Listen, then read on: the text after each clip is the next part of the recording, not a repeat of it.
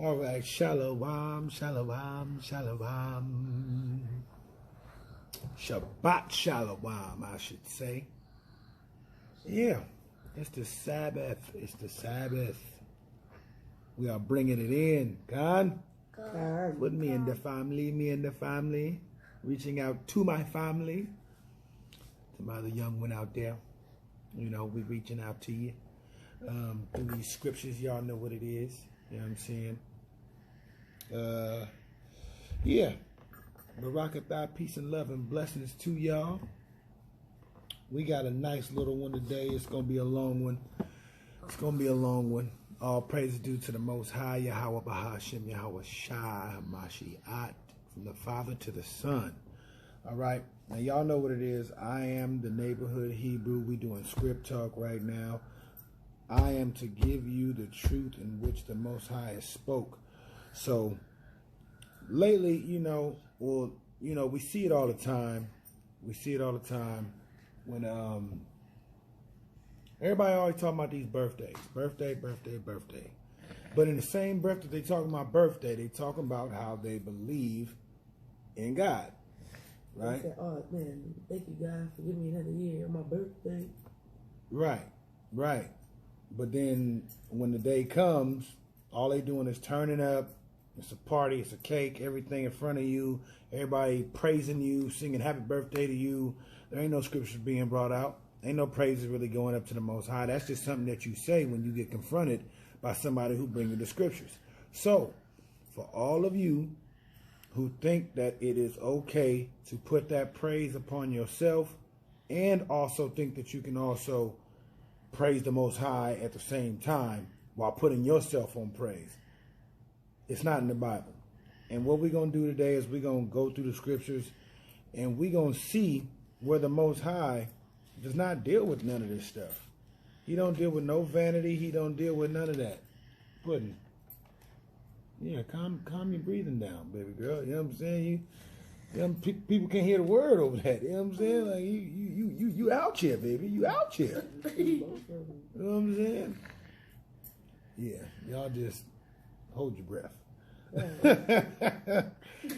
All right. So yeah.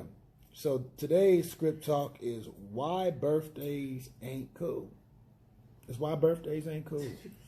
So first we're going to go to the book of Jeremiah, chapter 10, verses 1 and 2. Hear ye, the word of the Lord, the Most High, speaketh unto you, O house of Israel.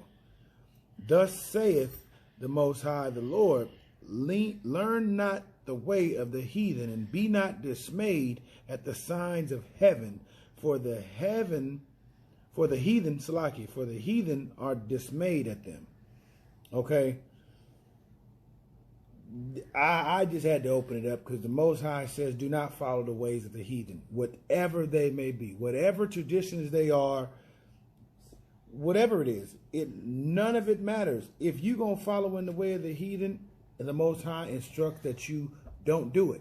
So for all you that keep saying, oh, I love God, God love me, and I'm just doing what I'm doing, and what I'm saying, he love me no matter what. No, he don't. He just told you don't go in the way of the heathen.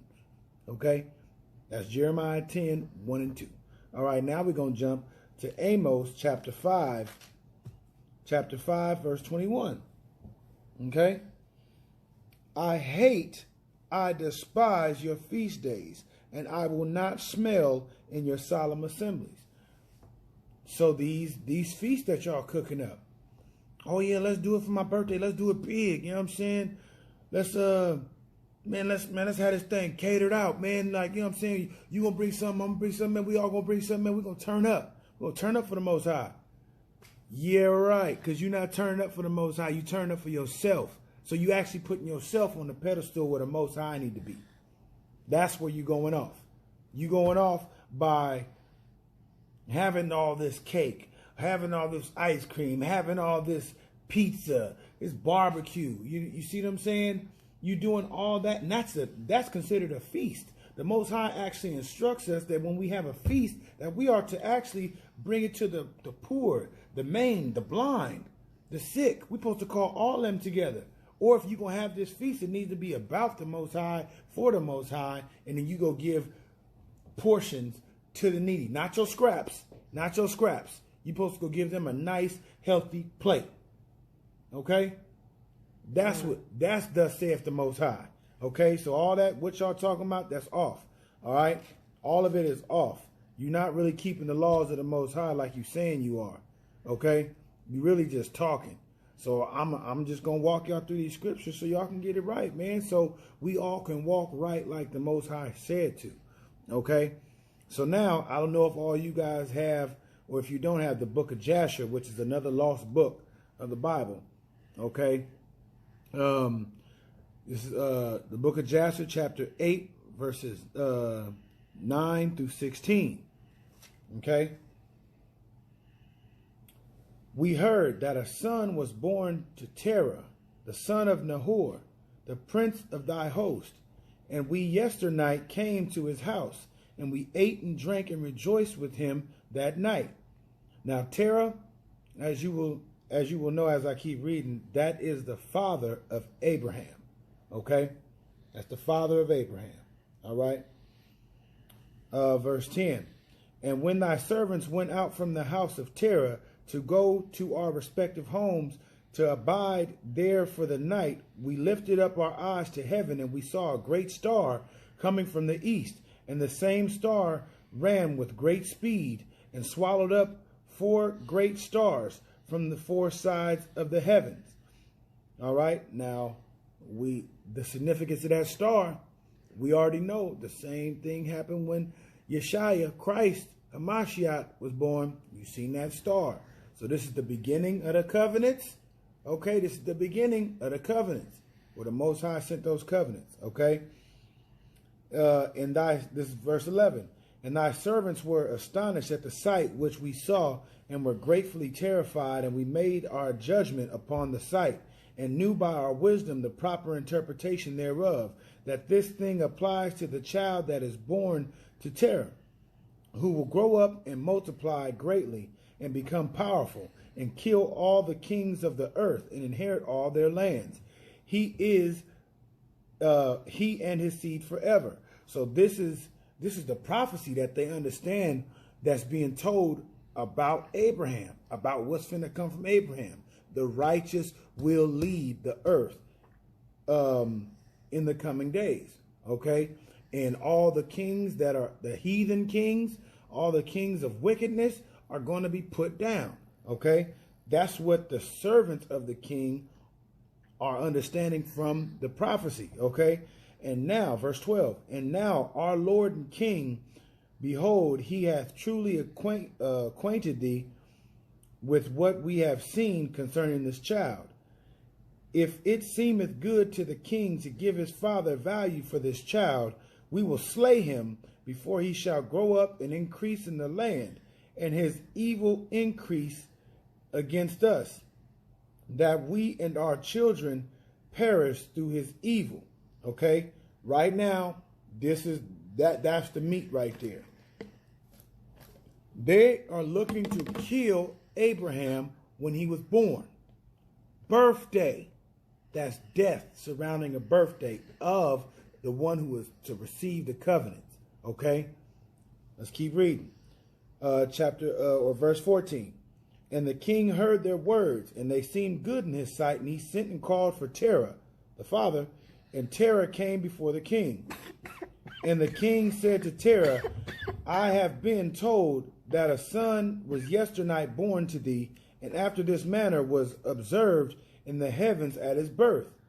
And now, therefore, give me the child, that we may slay him before his evil springs up against us. And I will give thee for his value thy house full of silver and gold. So here we are. King Nimrod is trying to pay off Abraham's father to kill him. And then he gonna make him rich. Why? Because the prophecy says that this evil King Nimrod, who's wicked, right? He's wicked. And he has idol gods. To kill him off, right? For his wickedness, for his unrighteousness. Okay? So that's one so that's one witness right there to why birthdays ain't good. And that's an example on somebody who's very important, that's the first Hebrew right there. First Hebrew. All right, now we're going to jump back. And now we're just going to cut on down the line all through these scripts. We're going to cut through it. All right, now we're going to go to the book of Exodus chapter 1, verses 15 to 22. And the king of Egypt spake to the Hebrew midwives, of which the name of one was Shiphrah, and the name of the other Puah. And he said, when ye do the office of a midwife to the Hebrew woman or women, and see them upon the stools, if it be a son, then ye shall kill him. But if it be a daughter, then she shall live. But the midwives feared the Most High, and did not as the king of Egypt commanded them, but saved the men children alive. And the king of Egypt called for the midwives, and said unto them, why have ye done this thing, and have saved the men children alive? And the midwives said unto Pharaoh, because the Hebrew women are not as the Egyptian women, for they are lively, and are delivered ere the midwives come in unto them. Therefore the Most High dwelt well with them, or with the midwives, and the people multiplied and waxed very mightily. And it came to pass, because the midwives feared the Most High, that he made them houses. And Pharaoh charged all his people, saying, every son that is born ye shall cast into the river, and every daughter ye shall save alive. Okay, so real quick, this right here is just explaining the Pharaoh. Okay, the Pharaoh, the king of Egypt, put out an order to kill. Go to the bathroom. Go to the bathroom. You over here spitting up and stuff. Go to the bathroom. It's all right. Hurry up. Get your finger out your mouth. Wash your hands. So the Pharaoh has sent a decree to kill all the Hebrew men, the boys, the baby boys, to kill them. Okay? So we got to keep that in mind. All right? Now we're going to jump to chapter 2, and we're just going to keep on going to verse 10. And it's going to explain who we talking about. Because we know it's Hebrew boys. You know what I'm saying? And this book is for the Hebrews, written by the Hebrews, for the Hebrews to give out to everybody else. So here's a Hebrew telling you what the book say about your birthdays. Okay? So this is chapter 2, verse 1. And there went a man of the house of Levi, and spoke to a wife, and took to wife a daughter of Levi. And the woman conceived and bare a son. And when she saw him that he was a goodly child, she hid him 3 months. And when she could not longer hide him, she took for him an ark of bulrushes, and daubed it with slime and with pitch, and put the child therein, and she laid it in the flags by the river's brink.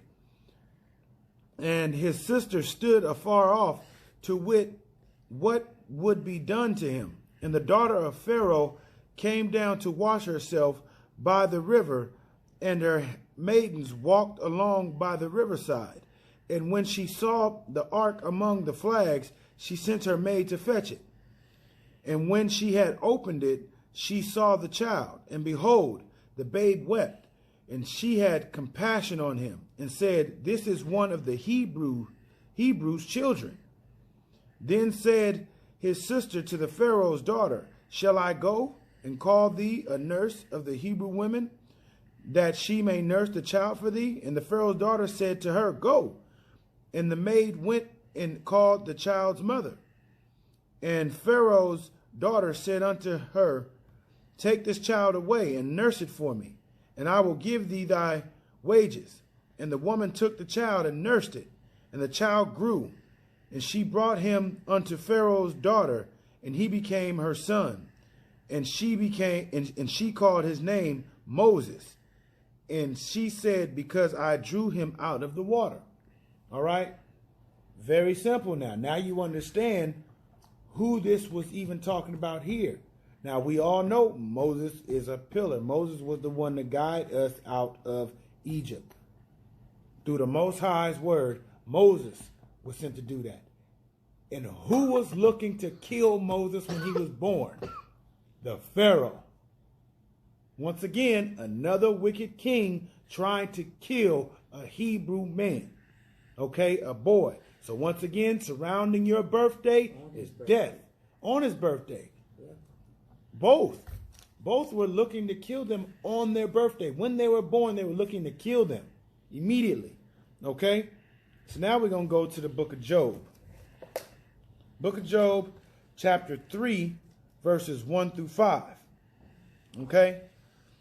After this, opened Job his mouth and cursed his day. And Job spake and said, let the day perish wherein I was born, and the night in which it was. There is a man-child conceived. Let the day be darkness. Let not the Most High regard it from above. Neither let the light shine upon it.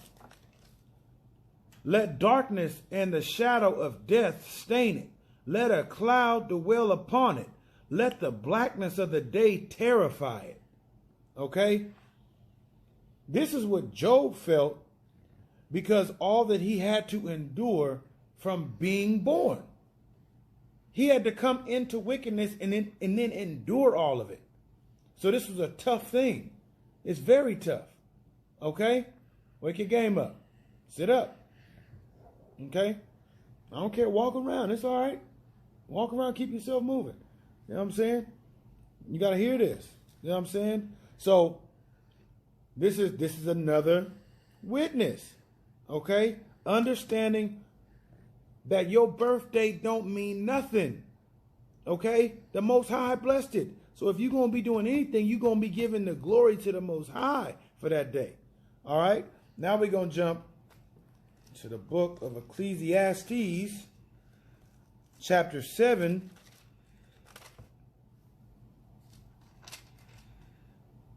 Chapter 7, verse 1.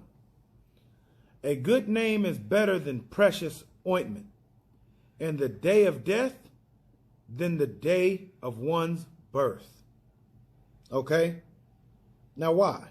Why does it say this? Because birthdays are below the day of death. Because you exit this wicked world. Because you're born into having to deal with all of this wickedness. But your death is truly a celebration because the Most High has taken you away from all this wickedness. Mm-hmm. You're being taken away from it. You don't have to deal with it no more. Your body, you and your flesh, you don't have to deal with it no more. Okay? That's why your birthday don't matter. Okay? The birthdays do not matter. All right? Because it's not about where you started, it's about where you finished. And if death is better than the beginning, that should tell you enough right there. All right, now we're going to go, see, because we just moving straight through the Bible. We're going straight through it. All right, so now we're going to Jeremiah chapter 20. Let me get there. Yeah, that's it. Chapter 20, verses 14 through 16. Cursed be the day wherein I was born. Let not the day wherein my mother bare me be blessed. Cursed be the man who brought tidings to my father, saying, a man-child is born unto thee, making him very glad. And let that man be as the cities which the Most High overthrew, and repented not. And let him hear the cry in the morning, and the shouting at noontide. All right. Once again, this is Jeremiah. This is Jeremiah saying something very similar to what Job said. Cursed be this day, because what I got to endure. Yeah. What I got to endure while I'm here. This world is wicked. Okay? This world is wicked. All right? And cursed be those that partake. So like that man, what did it say? And cursed be the man who brought tidings to my father.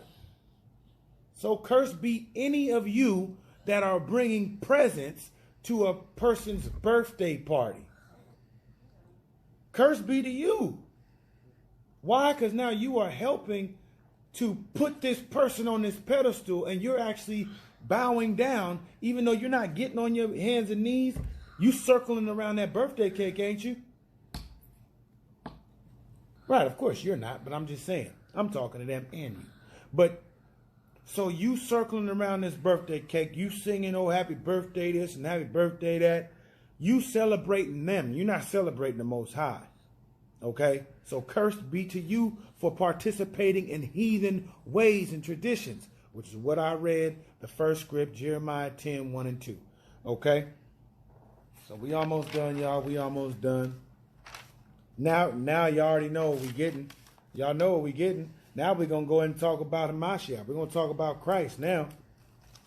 We're going to talk about Christ. Does everybody want to talk about what they doing and who they believe in? All right, let's see if the one that you keep hollering about you believe in, let's see if he did it. Okay? Let's see if it happened to him too. All right? So now this is Matthew chapter 2, verse 1. We're going to go verse 1, verse 13 and 16. Okay? Now, when Yeshua, Jesus, was born in Bethlehem of Judea in the days of Herod the king, behold, there came wise men from the east of...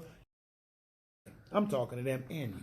But so you circling around this birthday cake, you singing, oh, happy birthday this and happy birthday that. You celebrating them. You're not celebrating the Most High. Okay? So cursed be to you for participating in heathen ways and traditions, which is what I read, the first script, Jeremiah 10, 1 and 2. Okay? So we almost done, y'all. We almost done. Now you already know what we getting. Y'all know what we getting. Now we're going to go ahead and talk about Hamashiach. We're going to talk about Christ now. We're going to talk about Christ. Does everybody want to talk about what they doing and who they believe in? All right, let's see if the one that you keep hollering about you believe in, let's see if he did it. Okay? Let's see if it happened to him too. All right? So now this is Matthew chapter 2, verse 1. We're going to go verse 1, verse 13 and 16. Okay? Now, when Yeshua, Jesus, was born in Bethlehem of Judea in the days of Herod the king, behold, there came wise men from the east of Jerusalem. Okay? So that was just to let y'all know right now, when Christ Hamashiach was born in the days of Herod the king. Okay? Now we're dropping down to verse 13. And when they were departed, behold, the angel of the Most High appeareth to Joseph in a dream, saying, arise, and take the young child and his mother, and flee into Egypt, and be thou there until I bring thee word from Herod. Salakia, for Herod will seek the young child to destroy him. That right there, now, what I told you, or what I read to you in verse 1, was letting you know that he was born in the days of the Herod the king. Now in verse 13 is telling you Herod the king was trying to kill Jesus, Yeshua, when he was born. He was trying to kill him. Once again, another witness on the birthdays, right? Verse 16. Then Herod, when he saw that he was mocked of the wise men from pretty much going the other way. Because as you read this chapter, read the whole chapter, Matthew chapter 2. When you read the whole chapter, the wise men, instead of going back to Herod, they went a whole different way. Okay? They went a whole different way. They didn't even go back to him. Okay? So let me start over again in 16. Then Herod, when he saw that he was mocked of the wise men, was exceeding wroth, and sent forth and killed all the children that were in Bethlehem. Okay? And in all the coasts thereof, from 2 years old and older, and under, according to the time which he had diligently acquired of the wise men. Watch your mouth. Be quiet. Okay? So, now this part right here. Not only was Herod trying to kill Hamashiach, but when he couldn't, he killed all the other children. And he did it, what did it say? According to the time. So according to what time? According to the time frame in which Yeshua was born. To when Christ was born. So all the children that were born around that time or were little around that time, he killed them. Yeah. That's why he said 2 years and under. All y'all dying. Because he not taking no chances on who is who. Right. And who is what. So he killed all the children. So guess how many birthdays he killed children on? That's just another one right there. Just another cold cut. Just another cold cut. That's just a cold cut. You know what I'm saying? How you like your meat? Cold cut? All right, there you go. You know what I'm saying? Y'all got to stay tapped in, man. Understand it, man. The word that you say you believing in, you're not really following it. If you keeping birthdays, you're not. You really not. Okay. Now we go into the book of. Well, we still staying in the book of Matthew. Now we jump into chapter 14, verses 3 through 12. Okay. For Herod had laid hold on John and bound him and put him in prison for Herodias' sake, his brother Philip's wife. For John said unto him, it is not lawful for thee to have her. And when he would have put him to death, he feared the multitude, because they counted him as a prophet. But when Herod's birthday was kept, the daughter of Herodias danced before them and pleased Herod. Whereupon he promised with an oath to give her whatsoever she would ask. Okay? So he was giving her a favor. He was pretty much giving her a gifted favor because her daughter had danced for him on his birthday. Okay? That's how heathens celebrated. Heathen, these are heathens, right? So, whereupon he promised an oath to give her whatsoever she would ask. And she, being before instructed of her mother, said, give me here John Baptist's head in a charger. And the king was sorry. Nevertheless, for the oath's sake, and them which sat with him at meat, he commanded it to be given her. And he sent and beheaded John in the prison. And his head was brought in a charger and given to the damsel. And she brought it to her mother. And his disciples came and took up the body and buried it. And went and told Yeshua. Went and told Jesus. Okay? So this is cold. This is cold. He didn't even want to do it. Herod didn't. He didn't want to do it. He didn't want to do it, but he had to keep up with his oath. That's why the Most High say, "Do not make any covenants with the heathens or the other nations like that, because what you will do is you will end up going against me." Period. So now he felt sorry. He didn't want to do it. He said it. He said, and the king was sorry. He was sorry. He didn't want to do that because he knew that John was a righteous man. That's why he also feared not to do it, because the multitude that already believed in John, that knew that he was a prophet. Okay? They knew that he was a prophet. You see what I'm saying? So, and then the disciples went and told this to Mashiach. Okay? So now we're going to go into the book of Mark. To the book of Mark, and this is the last one. Just to let y'all know, man, what y'all doing is not of the Most High. Okay? Book of Mark, chapter 7, verse 13. Making the word of Yahweh of none effect through your tradition, which ye have delivered, and many such like things do ye. Okay? So once again, all of us who put ourselves or others on pedestals above the Most High without making his word the celebration, without making the Most High the celebration, we are off, because now we are in our own traditions. We are doing our own thing. We're not doing what the Most High said. Oh yeah, you know what I'm saying? I'm doing me. You know what I'm saying? Oh yeah, but God love me. You know what I'm saying? God know my heart. God know what I'm doing. No. You actually doing what you want to do. You're not doing what the Most High told you to do. Okay? So where in his word, does it say to celebrate yourself?